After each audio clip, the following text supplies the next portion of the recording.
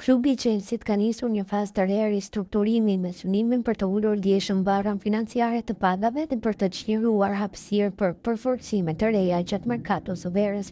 Sipas atyre që raportojnë mediat, pranë klubit një listë lojtarëve që pritet të largohen është hartuar tashmë, ndërsa emrat që mbien në sy përfshin disa nga pakamarrësit më të lartë të ekipit, nga Sterling, Nkunku, Chilwell apo Joao Felix. I përfshirë në këtë listë është Armando Broja. Kombinuar këta 5 lojtarë profesion një parë prej 1.083.000 pound është në javë, ose mbi 56 milion pound në vit që Chelsea dëshiron të shkurtojë për të përmirësuar bilancin financiar dhe për të vepruar më lirshëm në tregun e transferimeve pa shkelur rregullat e fair play financiar, por gjithashtu të përfitojë edhe nga shitja e tyre.